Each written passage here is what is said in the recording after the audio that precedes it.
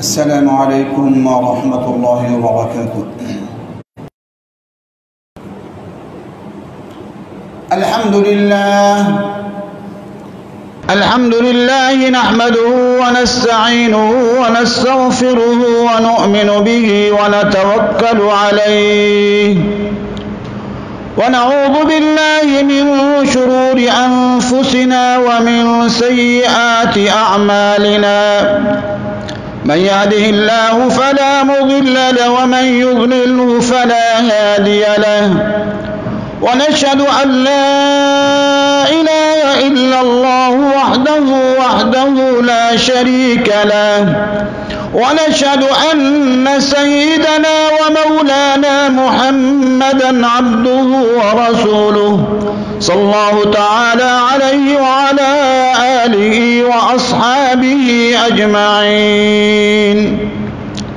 أما بعد فأعوذ بالله من الشيطان الرجيم. بسم الله الرحمن الرحيم.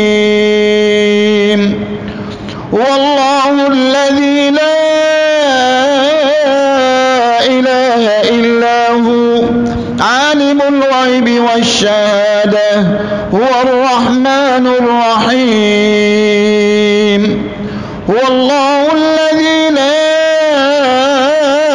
إله إلا هو الملك القدوس السلام المؤمن المهيمن العزيز الجبار المتكبر سبحان الله عما يشركون. هو الله الخالق البارئ المصور له الأسماء الحسنى يسبح له ما في السماوات والأرض وهو العزيز الحكيم.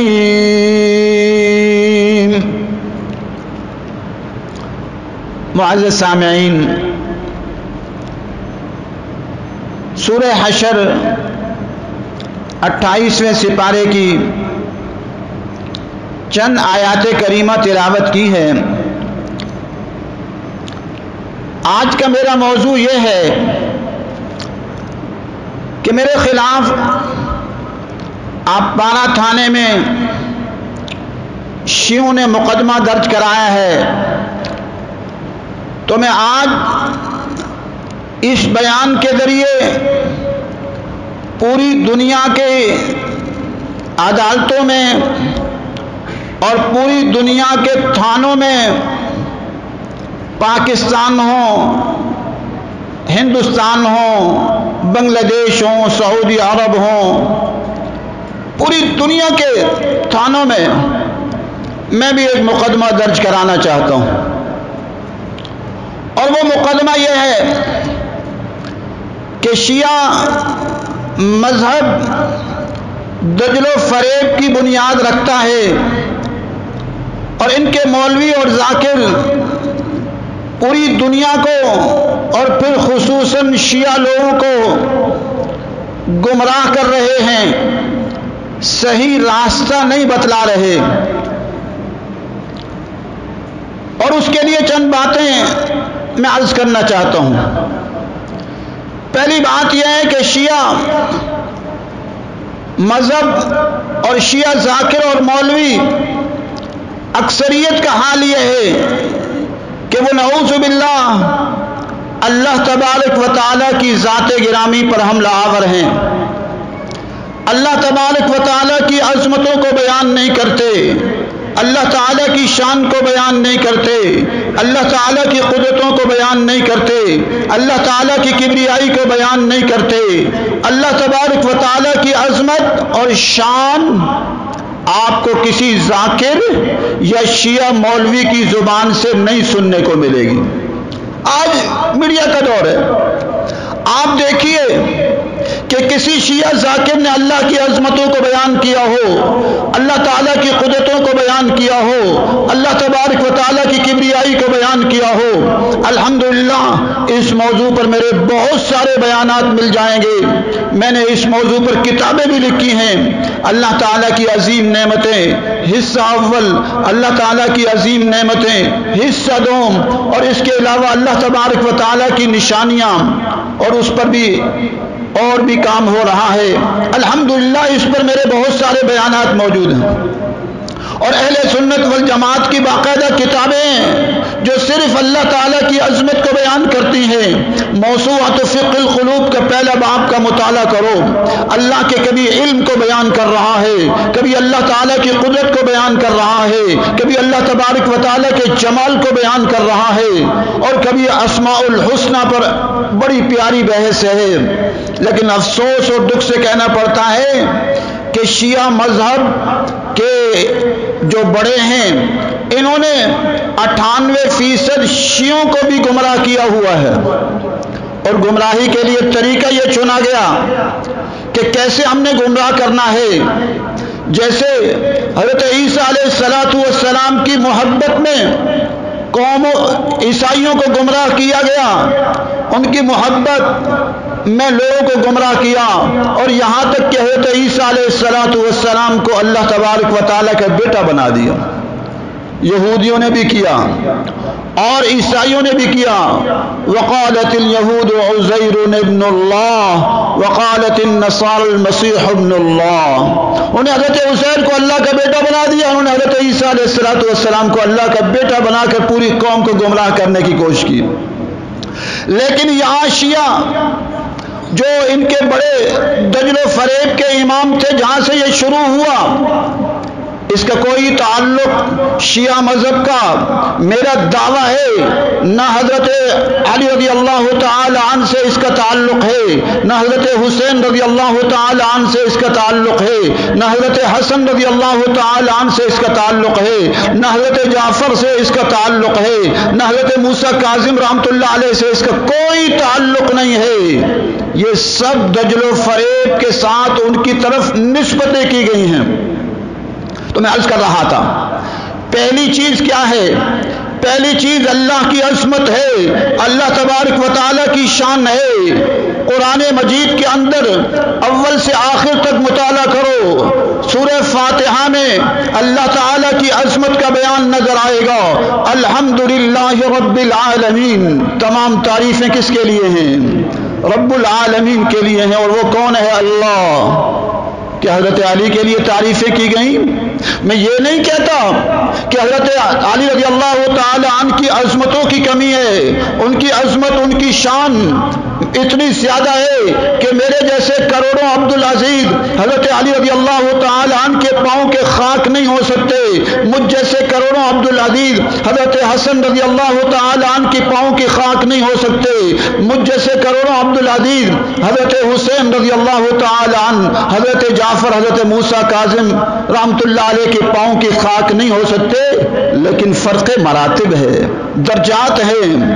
اللہ تبارک و تعالیٰ کی شان تک تو کوئی انبیاء علیہ السلام نہیں پہنچ سکتے، اور یہاں نعوذ باللہ اللہ تبارک و تعالیٰ کی شان تک کیا بلکہ اس سے زیادہ آگے پہنچانے کی کوشش کرتے ہیں۔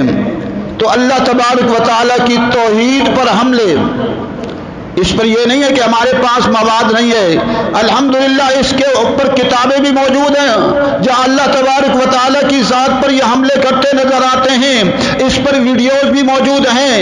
ایک نہیں انبار لگا کے رکھ دیں گے ہم مقدمہ جو آج درج کر رہے ہیں، بتائیں گے کہ شیعہ کیسے اللہ تبارک و تعالیٰ کی ذات پر حملہ کرتا ہے۔ اور میں نے عرض کیا یہ کہیں بھی اللہ تعالیٰ کی عظمت کو بیان نہیں کرتے۔ کسی شیعہ مولوی سے سنو، کسی شیعہ ذاکر سے سنو، کہیں اللہ تعالیٰ کی عظمت کو بیان کرتا نظر نہیں آتا۔ قرآن مجید پورا مکمل طور پر بار بار اللہ تعالیٰ کی عظمتوں کو بیان کرتا ہے۔ کیوں؟ اس لیے کہ یہ سارا جہاں، ساری کہکشائیں، سارے سورج، ساری زمینیں، سارے انسان، سارے درندے، سارے پرندے، سارے کیڑے مکوڑے، ساری غذائیں، کھربہا کھرب ٹن کے پھل یومیہ، اور کھربہا کھرب ٹن کی سبزیاں یومیہ، اور کھربہا کھرب ٹن کی یومیہ اناج اللہ تعالیٰ اپنے خزانوں سے اگاتا ہے، وہی سمیع ہے، وہی بصیر ہے، وہی قدیر ہے، وہی علیم بذات الصدور ہے، وہی مجیب ہے۔ اب یہاں ہم لاور ہوتے ہیں اور حضرت علی رضی اللہ تعالی عنہ سے کا کوئی قول نہیں ہے۔ حضرت علی رضی اللہ تعالی عنہ پر جو ہے ان کے اقوال پر میں نے کتاب لکھی اقوال مبارکہ، اس کا مطالعہ کیجئے، سارے اقوال میں عاجزی، تواضع، انکساری نظر آتی ہے۔ یہ اور ان کے ہاں ان کے شیعہ ذاکر اور مولوی حضرت علی رضی اللہ تعالی عنہ کو اللہ تبارک و تعالی کا مقام نہیں بلکہ اس سے اوپر پہنچا دیتے ہیں، ایسے کفری الفاظ بکتے ہیں۔ مجھ پر تم نے مقدمہ کیا ہے، میں تم سارے شیعوں پر مقدمہ کروں گا کہ تم اللہ تبارک و تعالی کی توہین کرتے ہو، اور ویڈیوز پیش کروں گا۔ تم کہو گے کہ نہیں یہ ہمارے کوئی جاہل ذاکر پیش کرتے ہیں، تو تم ان کی مذمت کیوں نہیں کرتے، ان کے خلاف بولتے کیوں نہ ہو؟ جب تم خاموشی اختیار کرتے ہو تو یہ رضامندی کی دلیل ہے۔ اللہ تبارک و تعالیٰ کی توحید پر حملہ، اللہ تبارک و تعالیٰ کے توہین کے اتنے کلپ ہیں، میں وہ زبان پر لا نہیں سکتا کہ کس کس طرح شیعہ ذاکر اور ان کے جاہل مولوی اللہ تعالیٰ کی توہین کرتے نظر آتے ہیں۔ اس کے بعد حضور صلی اللہ علیہ وسلم کا مقام آتا ہے تو یہ حضور صلی اللہ علیہ وسلم کی توہین کرتے نظر آتے ہیں۔ اس کے لیے کتابیں بھی موجود ہیں، حوالے بھی موجود ہیں، ویڈیوز بھی موجود ہیں۔ ان کے بچہ چھوٹے چھوٹے بچے ان کے ذاکر بنے ہوئے ہیں، وہ حضور صلی اللہ علیہ وسلم کی توہین کرتے نظر آتے ہیں کہ حضور صلی اللہ علیہ وسلم ان کو دن کو بلا رہے ہیں، یہ آتے نہیں ہیں۔ حضرت حسین رضی اللہ تعالی عنہ رات کو کہہ رہے ہیں جانا ہے چلے جاؤ، وہ جاتے نہیں ہیں، دیکھو کون نعوذ باللہ کہنے کون بڑا ہے۔ تو یہ اللہ تبارک و تعالیٰ کی عظمت اور شان پر حملہ آور، پہلی شق۔ دوسری شق حضور صلی اللہ علیہ وسلم کی عظمت اور شان پر حملہ آور۔ آپ کسی شیعہ ذاکر سے حضور صلی اللہ علیہ وسلم کی عظمت کا بیان نہیں سنیں گے، حضور صلی اللہ علیہ وسلم کے اخلاق کا بیان نہیں سنیں گے، حضور صلی اللہ علیہ وسلم کی بہادری کو بیان نہیں سنیں گے، حضور صلی اللہ علیہ وسلم کے اخلاق کریمانہ کو نہیں سنیں گے۔ سارا خلاصہ حضرت علی رضی اللہ تعالی عنہ اور حضرت حسین، اور وہ بھی اپنے مذموم مقاصد کے لیے حضرت علی کی بہادری کو بیان نہیں کریں گے۔ انہوں نے کیسے علاقے فتح کیے، اور وہ نماز کیسے پڑھتے تھے، ان کے اخلاق کیسے تھا، وہ پگڑی کا کیسے اہتمام کرتے تھے، وہ خدمت خلق کیسے ان کا جذبہ تھا، وہ عاجزانہ ان کی کیسی زندگی تھی، کیسے تواضع تھا، کیسی انکساری تھی اہل بیت کی، وہ بیان نہیں کریں گے۔ صرف اور صرف وہ چیزیں جن سے شیعہ قوم کو بھی یہ ان کے مولوی اور ذاکر گمراہ کر رہے ہیں، اور ساتھ ساتھ پوری دنیا کو گمراہ کرنے کی کوشش کر رہے ہیں، اور اسلام کا چہرہ مسخ کرنے کی کوشش کر رہے ہیں۔ ہم کسی اور مذہب والوں کو بھی اجازت نہیں دے سکتے کہ وہ اسلام پر ایسے حملہ آور ہوں۔ اللہ تعالیٰ کی ذات پر حملے اور حضور صلی اللہ علیہ وسلم کی ذات گرامی پر حملے کرتے ہیں۔ اس کے بعد ہمارے پاس دو عظیم ورثے ہیں، ایک قرآن مجید ہے اور دوسرے حضور صلی اللہ علیہ وسلم کے ارشادات ہیں۔ اللہ کے قرآن پر یہ حملہ آور ہیں، بہت ساری ویڈیوز موجود ہیں اور ان کی کتابیں بھری ہوئی ہیں جس میں یہ کہتے ہیں کہ قرآن اصل یہ نہیں ہے، یہ تو حضرت ابو بکر صدیق، حضرت عثمان غنی رضی اللہ تعالی عنہ کا مرتب کرتا ہے۔ اصول کافی میں دوسری کتابوں میں موجود ہے کہ حضرت علی رضی اللہ تعالی عنہ نے اپنا قرآن مرتب کیا اور جا کر حضرت ابو بکر صدیق کو پیش کیا، انہوں نے قبول نہیں کیا تو فرمایا اب واپس لے جا رہا ہوں، اب یہ امام غائب ہی لے کر آئیں گے۔ اب اس کو چھپا دیا، امام غائب کے حوالے کر دیا، امام غائب کے حوالے، حضرت علی رضی اللہ تعالیٰ عنہ کی باتیں نہیں ہیں۔ اب یہ قرآن مجید کے تحریف کے قائل ہیں، ان کی کتابیں بھری ہوئی ہیں، ہم پر مقدمہ کرو، انشاءاللہ ہم کہتے ہیں ایسا مقدمہ وہ ہو جس میں پوری دنیا کی بڑی بڑی میڈیا موجود ہو، پاکستان کا سارا میڈیا موجود ہو، ہم ثابت یہ کریں گے کہ توہین کون کرتا ہے، کفر کون کرتا ہے، مقدس ہستیوں پر حملہ آور کون ہوتا ہے، ہم ہوتے ہیں یا یہ ہوتے ہیں۔ اللہ تبارک و تعالیٰ کی ذات کی توہین، توحید پر حملے۔ اسلام کی عظیم بنیاد توحید ہے کہ اللہ سے مانگنا ہے، اللہ سے مانگنا ہے، اور یہ کہتے ہیں کہ نہیں حضرت علی سے مانگنا ہے، حضرت علی مشکل کشا ہیں۔ پھر اب حضرت علی بھی نہیں، حضرت علی سے بھی آگے حضرت علی بھی مشکل کشا ہیں، حضرت حسین بھی مشکل کشا ہیں، حضرت موسیٰ کاظم بھی مشکل کشا ہیں، یہ سارے مشکل کشا ہیں۔ اگر یہی کچھ عیسائی کرے تو وہ کافر، اور یہودی کرے تو وہ کافر، ایک ہندو کرے تو وہ کافر، یہ اسلام کا لبادہ اوڑھ کر یہ باتیں کر رہے ہیں۔ حضرت علی رضی اللہ تعالی عنہ اگر مشکل کشا ہیں، قرآن میں کہیں ذکر، حضور صلی اللہ علیہ وسلم نے ذکر کیا، خود حضرت علی رضی اللہ تعالی عنہ کے ارشادات میں موجود ہے، ثابت کرو۔ حضرت حسن رضی اللہ تعالی عنہ نے یہ بات فرمائی ہو، حضرت علی رضی اللہ تعالی عنہ کے 14 بیٹے 17 بیٹیوں نے یہ باتیں کہی ہوں، کہیں کسی کا قول موجود ہو، حضرت حسین رضی اللہ تعالی عنہ اور ان کے اہل بیت کا کوئی قول موجود ہو کہ حضرت علی مشکل کشا ہیں۔ آسمان زمین سارا جہاں حضرت علی نے بنایا، کوئی قول دکھا دو، ایک قول بھی نہیں ملے گا، یہ سارا دجل و فریب ہے۔ تو اللہ تبارک و تعالیٰ کی توحید پر حملہ آور یا علی مدد کے نعرے کیوں لگاتے ہیں؟ اگر لگانا ہی ہے تو پھر حضور صلی اللہ علیہ وسلم سے مدد مانگو۔ تمہارا بھی یہ عقیدہ حضور صلی اللہ علیہ وسلم کا مقام بلند ہے، کہتے تو ہو لوگوں کے سامنے، اگرچہ اندر سے دجل و فریب کرتے ہو۔ اگر حضرت علی سے مانگ سکتے ہو تو پھر حضور صلی اللہ علیہ وسلم سے مدد کیوں نہیں مانگتے؟ اور حضرت حسین کے لیے لبیک یا حسین کرتے ہو تو حضور صلی اللہ علیہ وسلم کے لیے لبیک کیوں نہیں کہتے وہاں؟ اور اس کے بعد ان کو مشکل کشا قرار دیا جاتا ہے، ان کی ویڈیوز موجود ہیں، اور پوری دنیا کو گمراہ کیا جاتا ہے۔ اور پھر شیعہ قوم بھی وہ حضور صلی اللہ علیہ وسلم کے اہل بیت کی محبت میں ان کی چالوں میں آئی ہوئی ہے۔ یہ سینہ کو بھی کرتے ہیں، زنجیر زنی کرتے ہیں، ان بیچاروں کو پتہ نہیں ہے، ان کے بڑوں کو پتہ ہے، اور ان کے دین کا بڑا حصہ یہ ہے کہ تم نے دین کو چھپانا ہے۔ اسلام کیا کہتا ہے؟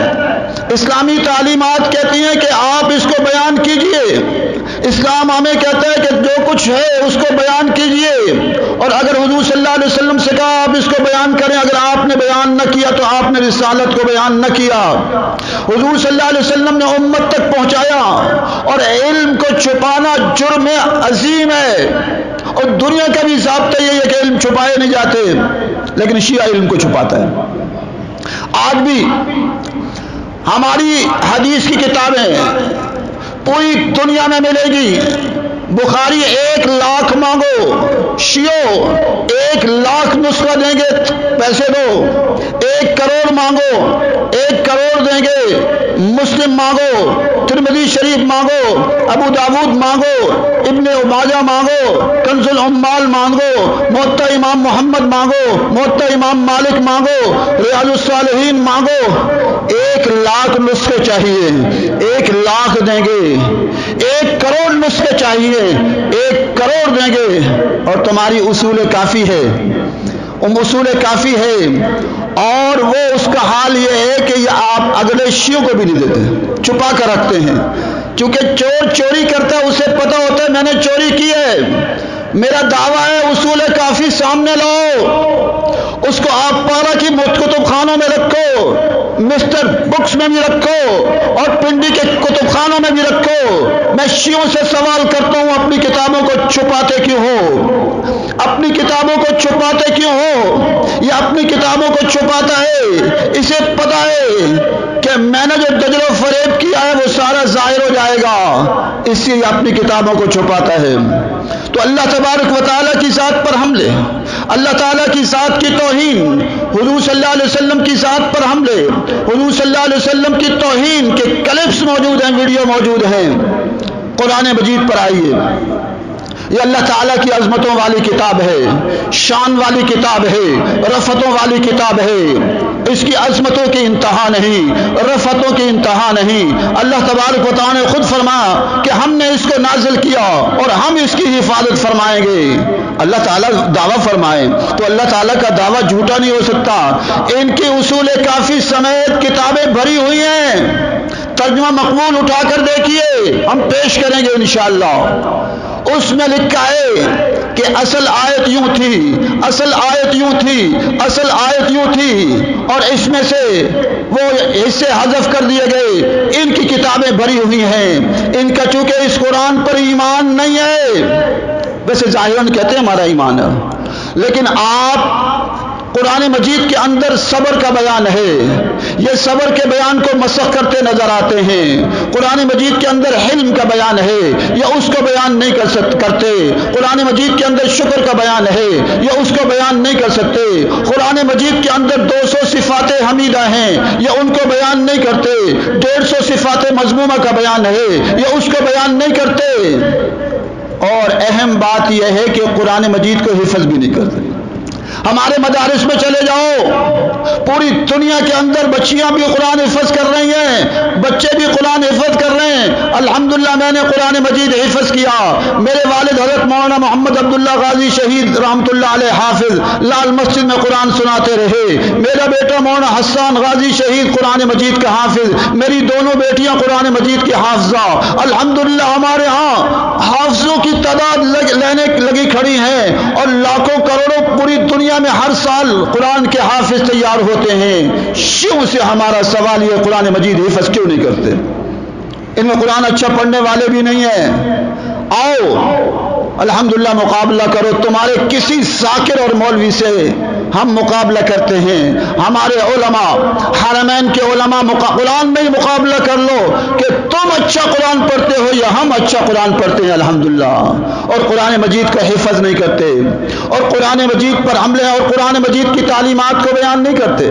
میں نے کہا قرآن مجید تو اللہ کی عظمت کو بیان کر رہا ہے، جو میں نے آیات آپ کے سامنے پڑھی، اس میں کس کی عظمت کا بیان ہے؟ ایک اللہ تبارک و تعالیٰ کی عظمت کا بیان ہے۔ میرے پاس وقت مختصر ہے، میں مختصر کر رہا ہوں۔ اس کے بعد چوتھی چیز ہے حضور صلی اللہ علیہ وسلم کے ارشادات گرامی۔ حضور صلی اللہ علیہ وسلم کے ارشادات گرامی پر الحمدللہ میں نے عرض کیا، ہماری کتابیں ایک نہیں سینکڑوں ہزاروں کتابیں حدیث کے اوپر آ گئی ہیں، اور جو مانگو وہ دینے کو تیار ہیں۔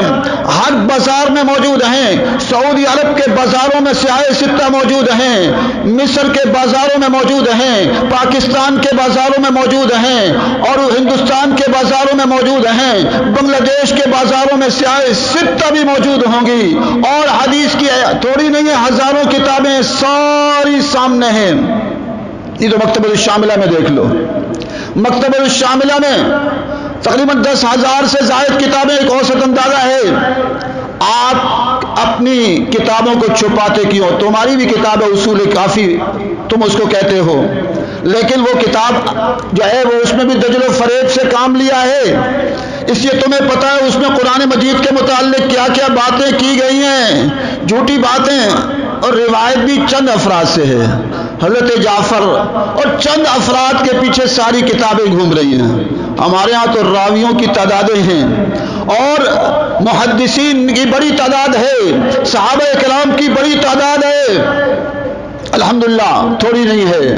حضرت عائشہ رضی اللہ تعالی عنہا، حضرت عبداللہ ابن عمر، حضرت عبداللہ ابن مسعود، حضرت عبداللہ ابن عباس، اور بڑی تعداد ہے، کیا بیان کیا جائے۔ ان کے چند افراد لیے ہیں کہ راوی کوئی ہے حضرت جعفر اور فلاں، چند افراد ہیں، انہیں پر رہتے ہیں، کیونکہ دل و فریب کرنا تھا، اب سب کی طرف تو نسبت مشکل تھی، پھر وہ کتابیں بھی چھپا دی۔ اور اصل قرآن مجید کے بارے میں کہتے ہیں کہ ان کا جو امام غائب ہے وہ لے کر چلا گیا ہے، امام غائب ہے وہ لے کر چلا گیا۔ بھئی یہ کیا بات ہوئی؟ امام غائب لے کر کس لیے چلا گیا؟ قرآن اس لیے آتا ہے کہ امام غائب لے کر چلا جائے؟ تو غرض یہ کہ احادیث کی کتابیں ہماری عام ہیں، یہ حدیثوں پر بھی ہم لاور ہوتے ہیں، اور غلط سلط اپنی طرف سے حدیثیں بیان کرتے ہیں۔ اس کے بعد آپ صلی اللہ علیہ وسلم کے عظیم ساتھی، جس کے بارے میں قرآن مجید کی آیات بھی ان کی تعریف و توصیف کر رہی ہیں، محمد الرسول اللہ والذین معہ اشداء علی الکفار رحماء بینہم تراہم رکعا سجدا یبتغون فضلا من اللہ ورضوانا سیماہم فی وجوہہم من اثر السجود ذلک مثلہم فی التوراۃ ومثلہم فی الانجیل الی آخرہ۔ وسلم کے صحابہ کی تعریف کر رہا ہے، رضی اللہ عنہم ورضوا عنہ کے اعلان سنا رہا ہے، یہ صحابہ اکرام پر حملہ آور ہیں۔ نقل کو چھوڑیے، عقلی دلیل سمجھیے۔ دنیا میں ضابطہ ہے جو جتنا عظیم انسان ہوتا ہے اس عظیم انسان کی بنائی ہوئی جماعت بھی اتنی عظیم ہوتی ہے۔ اگر محمد عربی صلی اللہ علیہ وسلم کائنات کے سب سے عظیم انسان ہیں تو محمد عربی صلی اللہ علیہ وسلم کی تیار کردہ جماعت صحابہ اکرام بھی سب سے عظیم تر ہوں گے، اور یہ انہی پر حملہ آور ہیں۔ سب سے پہلے عظیم ہستی ہے جو حضور صلی اللہ علیہ وسلم جن پر اعتماد کر رہے ہیں، وہی حملہ، کتابیں بھری ہوئی، ان کے ویڈیوز بھرے ہوئے۔ حضرت ابو بکر صدیق رضی اللہ تعالی عنہ کی عظمتوں کی انتہا نہیں۔ وہ 13 سال مکی زندگی میں آقا انعامدار کے ساتھ رہے۔ جب پریشانی کا وقت شیعو تم کہاں تھے، تمہارے بڑے کہاں تھے، کوئی ساتھ نہیں تھا۔ حضور صلی اللہ علیہ وسلم کا ساتھ نبھایا تو حضرت ابو بکر صدیق نے نبھایا، ان کی خاطر ماریں کھائیں، ان کی خاطر گھر قربان کیا، ان کی خاطر مال قربان کیا، ان کی خاطر ہجرت کا سفر جو ہے وہ ترتیب دیا، اپنوں کو پرایا کرا لیا۔ یہ کون تھے؟ مکہ مکرمہ میں حضور صلی اللہ علیہ وسلم کا ساتھ دینے والے حضرت ابو بکر صدیق رضی اللہ تعالی عنہ، اور حضرت عمر رضی اللہ تعالی عنہ، حضرت عثمان رضی اللہ تعالی عنہ، حضرت علی رضی اللہ تعالی عنہ۔ صحابہ اکرام کی بڑی جماعت ہے جو قربانیاں دے رہی ہے۔ دنیا میں عیسائیوں سے پوچھو عظیم تر لوگ کون ہیں، وہ کہیں گے حضرت عیسیٰ اور ان کے ساتھی۔ یہودیوں سے پوچھو عظیم تر کون ہیں، وہ کہیں گے حضرت موسیٰ اور ان علیہ السلام اور ان کے ساتھی۔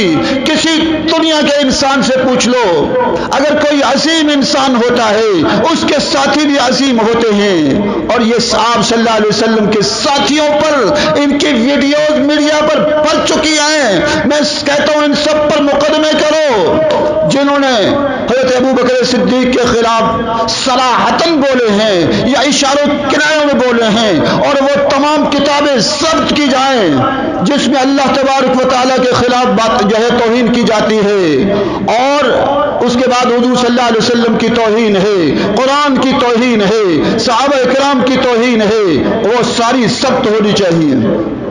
اور پھر مسلمہ ایک جو ہے اصول ہے، عظیم لوگوں کے ساتھ ان لوگوں کو سلایا جاتا ہے، دفن کیا جاتا ہے جو عظیم لوگ ہوتے ہیں۔ شیعوں سے خود ہی سوال ہے کہ حضرت حسین رضی اللہ تعالی عنہ کے قریب دفن ہونے والوں کے بارے میں کیا رائے رکھتے ہو؟ ہم تو حضرت حسین رضی اللہ تعالی عنہ کا احترام کرتے ہیں، اللہ ہماری بخشش نہ کرے اگر ہم حضرت حسین رضی اللہ تعالی عنہ کو اپنے ایمان کا جز نہ مانیں۔ ہمارا ایمان ہے کہ مجھ جیسے کروڑوں عبدالعزیز حضرت حسین رضی اللہ تعالی عنہ کے پاؤں کے خاک نہیں ہو سکتے، حضرت حسن رضی اللہ تعالی عنہ کے پاؤں کے خاک نہیں ہو سکتے۔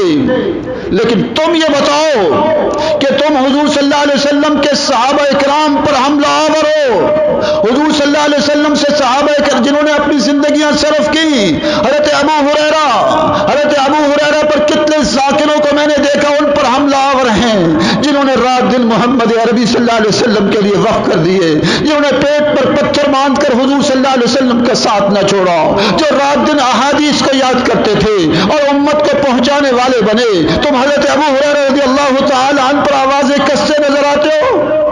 اور میں عرض کر رہا تھا حضور صلی اللہ علیہ وسلم کے ساتھ سونے والے، حضور صلی اللہ علیہ وسلم کے ساتھ سونے والی عظیم ہستیوں پر تمہارا اعتراض ہے، حضرت حسین رضی اللہ تعالی عنہ کے قریب سونے والوں پر اور اس کے دائیں بائیں مٹی کو خاک شفا قرار دیتے ہو اور کہتے ہیں وہاں جو دفن ہوتا ہے بخشا جاتا ہے، تو جو حضور صلی اللہ علیہ وسلم کے پہلو میں دفن ہے۔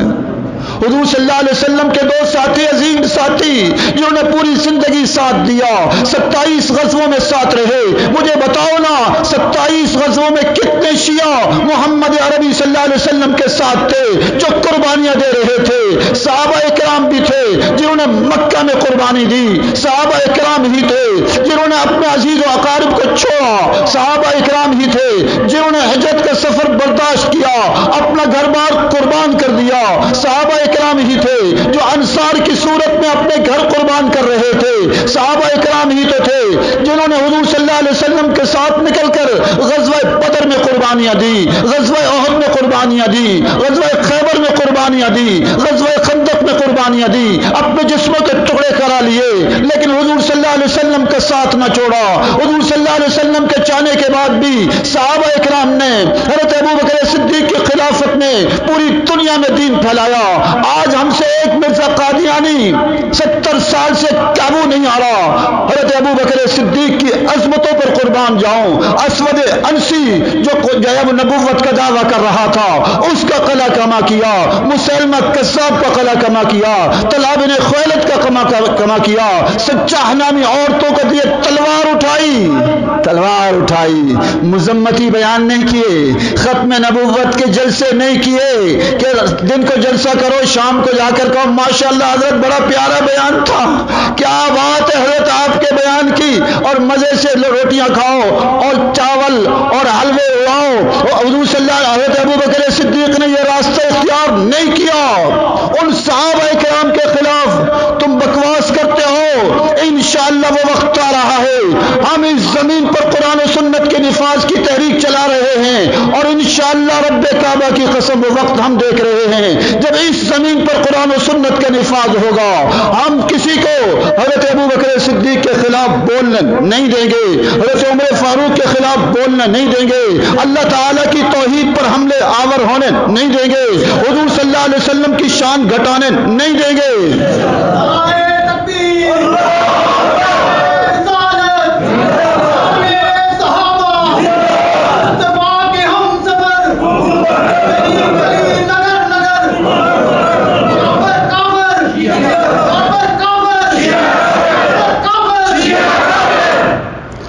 اس کے بعد پھر عظیم ہستیاں ہیں حضور صلی اللہ علیہ وسلم کی بیویاں، ان پر حملہ آور۔ آپ صلی اللہ علیہ وسلم کی آپ صلی اللہ علیہ وسلم کی بیویاں حضرت عائشہ رضی اللہ تعالی عنہا جو آپ صلی اللہ علیہ وسلم سے علم حاصل کرتی ہیں، ابو بکر صدیق کے گھر میں پرورش پاتی ہیں، وہ ابو بکر صدیق جنہوں نے اپنا سب کچھ قربان کر دیا۔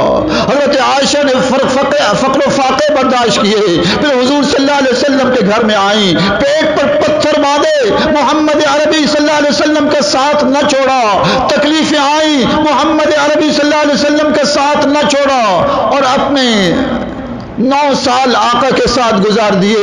اس کے بعد تقریباً 48 سال حضور صلی اللہ علیہ وسلم سے علم حاصل کیا، تقوی حاصل کیا، زہد حاصل کیا اور ورع حاصل کیا، علم حاصل کر کے پوری امت تک پہنچاتی رہی۔ بعض علماء نے لکھا ہے، جو مورخین لکھتے ہیں کہ حضرت عائشہ پورے سال روزے رکھتی تھی، حضرت عائشہ کے پاس 1 لاکھ درہم آئے، سارے اللہ کی راہ میں خیرات کر دیے، خود شام کو فاقے سے تھی۔ خادمہ بریرہ نے کہا کچھ تو رکھ لیتی، فرمایا پہلے بتاتی تو میں رکھ لیتی، اللہ کی راہ میں سب کچھ قربان کرنے والی ازواج مطہرات، تمہاری زبانیں گز گز کی زبانیں حضرت عائشہ کے خلاف چلتی ہیں، اب ان زبانوں کو نہیں چلنے دیں گے انشاءاللہ۔ وہ عائشہ رضی اللہ تعالی عنہ، ہماری امی جان حضرت فاطمہ رضی اللہ تعالی عنہ کی عظمتوں کی کوئی انتہا نہیں۔ ہمارا ایمان ہے کہ ہم جیسے کروڑوں عبدالعزیز حضرت فاطمہ کے پاؤں کی خاک نہیں ہو سکتی، لیکن حضرت عائشہ رضی اللہ تعالی عنہ کے مقام کو گھٹانے کی اجازت نہیں دی جائے گی۔ ارے سب سے زیادہ اگر قرب نصیب ہوا محمد عربی صلی اللہ علیہ وسلم کا تو کن کو ہوا؟ ازواج مطہرات کو ہوا۔ ذرا سوچو تو صحیح، بیوی کو کتنا قرب ملتا ہے۔ ارے محمد عربی صلی اللہ علیہ وسلم کی پیاری بیوی کتنا قرب ملا ہوگا حضرت عائشہ کو، اور جو حضرت عائشہ کے ایمان پر بحث کر رہے ہیں نعوذ باللہ، اور ان پر لعنت کرتے ہیں اور نعوذ باللہ کافر بتلا رہے ہیں، وہ حضور صلی اللہ علیہ وسلم پر اعتراض کر رہے ہیں، حضور صلی اللہ علیہ وسلم کی عظیم بصیرت پر اعتراض کر رہے ہیں کہ محمد عربی صلی اللہ علیہ وسلم سمجھ ہی نہ سکے۔ نعوذ باللہ آپ کے گھر میں ایک کافرہ آ گئی، حضرت حفصہ بھی نعوذ باللہ ایک کافرہ آ گئی اور ان کی بیٹیاں لے لی، پھر اللہ تبارک و تعالیٰ کو بھی پتہ نہ چل سکا، اور حضور صلی اللہ علیہ وسلم ازدواجی تعلق قائم کرتے رہے حضرت عائشہ کے ساتھ 9 سال تک۔ یہ ساری غلطیاں نعوذ باللہ ہوتی رہیں۔ سوچو تو صحیح، حضرت عائشہ رضی اللہ تعالی عنہ کی عصمت پر حملے کر کے تم کر کیا رہے ہو؟ اور اللہ تبارک و تعالیٰ نے سورہ نور میں پہلے ہی اللہ تبارک و تعالیٰ کو علم تھا کہ ایسے ظالم پیدا ہوں گے جو حضرت عائشہ رضی اللہ تعالی انہا پر حملے کریں گے۔ تو اللہ تبارک و تعالیٰ نے پہلے ہی سورہ نور کا ایک واقعہ ہو گیا، اور اس واقعے کے اندر حضرت عائشہ رضی اللہ تعالی عنہا پر الزام لگا۔ اللہ تبارک و تعالی نے اس کو پہلے ہی کہہ دیا، ان الذين جاءوا بالافك عصبة منكم لا تحسبوه شر لكم بل هو خير لكم۔ فرمایا کہ یہ جو تہمت لگانے والے ہیں ایک جماعت ہے، لیکن اس کو برا نہ سمجھو، یہ بہتر ہے تمہارے لیے۔ اللہ تبارک و تعالی نے پہلے ہی بتا دیا تھا کہ یہ سب کچھ ہوگا، اور وہاں اللہ تبارک و تعالی نے ایک ضابطہ بتا دیا۔ اور ضابطہ کیا بتایا؟ اللہ تبارک و تعالی نے فرمایا کہ ضابطہ یہ ہے جو محمد حضرت عائشہ کی پاکیزگی کو دیکھنا چاہتا ہے وہ حضور صلی اللہ علیہ وسلم کی پاکیزگی کو دیکھ لے۔ اور ضابطہ سنتے ہیں، قرآن نے سورہ نور کے اندر آج سے 1450 سال پہلے ہی یہ اعلان کر دیا تھا۔ اللہ تعالیٰ کو علم تھا کہ دنیا میں ایسے آئیں گے شقی القلب آئیں گے جو حضرت عائشہ رضی اللہ تعالی عنہا پر اعتراض کریں گے۔ اللہ تعالیٰ نے کیا ضابطہ بتایا، سنو، الخبیثات للخبیثین والخبیثون للخبیثات۔ میرے رب کریم نے اعلان کیا، آسمانوں سے اعلان آیا کہ دیکھو سنو، خبیث عورتیں خبیث مردوں کے لیے ہوتے ہیں، اور خبیث مرد خبیث عورتوں کے لیے ہوتے ہیں۔ والطیبات للطیبین، اہمیت کے لیے اس کو بعد میں بیان کیا، اور فرمایا والطیبات للطیبین، اور پاکیزہ عورتیں پاکیزہ مردوں کے لیے ہوتی ہیں۔ والطیبون للطیبات، اور پاکیزہ مرد پاکیزہ عورتوں کے لیے ہوتے ہیں۔ اولئک مبرؤون مما یقولون، حضرت عائشہ اور ان کے ساتھ جو تھے وہ بری ہیں ان باتوں سے۔ لہم مغفرۃ ورزق کریم، ان کے لیے بخشش ہے اور رزق کریم ہے۔ اللہ تعالیٰ نے ایک ضابطہ بتا دیا، ارے خبیث مردوں کے لیے خبیث عورتیں ہوتی ہیں، اور پاکیزہ مردوں کے لیے پاکیزہ عورتیں ہوا کرتی ہیں۔ جو حضرت عائشہ کی پاکیزگی کو اور ان کی بلندی کو اور ان کی رفعت کو اور ان کی شان کو جاننا ہو تو محمد عربی صلی اللہ علیہ وسلم کی پاکیزگی کو دیکھ لو۔ اگر آقا نامدار محمد عربی صلی اللہ علیہ وسلم کی پاکیزگی کی، طہارت کی، عظمت کی، رفعت اور شان کی کوئی انتہا نہیں ہے تو حضرت عائشہ تو انہی کی بیوی ہیں۔ ارے آج کا کوئی مولوی شیعہ اپنی بیوی کے بارے میں تو برداشت نہیں کرے گا کہ میری بیوی کو کچھ کہا جائے، کہے گا نہیں میری عزت ہے، میرا حرم میں میری عزت ہے۔ ارے شیعہ سوچو، تمہارے مولویوں اور جاہل ذاکروں نے تمہیں کہاں ڈال دیا کہ محمد عربی صلی اللہ علیہ وسلم کے گھر پر اعتراض کر رہے ہو؟ اور اگر یہ ہوتا تو اللہ حضور صلی اللہ علیہ وسلم کی بصیرت پر اعتراض ہے، اور اللہ تبارک و تعالیٰ کی ذات پر بھی اعتراض ہے۔ اللہ تعالیٰ نے 1450 سال پہلے سورہ نور کے اندر ضابطہ بتا دیا کہ اگر دیکھنا ہے حضرت عائشہ کی پاکیزگی کو، ان کی رفعت اور بلندی کو، تو آؤ دیکھو محمد عربی صلی اللہ علیہ وسلم کی عظمت کیا ہے، شان کیا ہے۔ تو ہم یہ کہتے ہیں ہمارا موقف ہے کہ شیعوں نے اپنے شیعوں کو بھی جو ہے کچھ چیزیں دے دی ہیں۔ وہ دیکھو جی متع کر لو، ہیں انسان کو خواہش ہوتی ہے، اس میں راحت ہوتی ہے، متع کر کے زنا کا دروازہ کھلوا دیا۔ اور قرآن نے اسی صورت کے اندر کیا بیان کیا ہے؟ قرآن کے اس چیز کے اندر پورے ایران میں کبھی عمل نہیں ہوا۔ سنو اس آیت کا کیا مطلب ہے ذرا شیعہ بتاؤ۔ اللہ تعالیٰ فرماتے ہیں الزانیۃ والزانی، زناکار عورت ہو یعنی زناکار مرد ہو، فجلدوا کل واحد منہما مئۃ جلدہ، ہر ایک کو 100 کوڑے لگاؤ، ولا تأخذکم بہما رأفۃ فی دین اللہ، اور اس بارے میں تمہارے دل میں رحمت نہیں آنی چاہیے اللہ کے دین کے بارے میں۔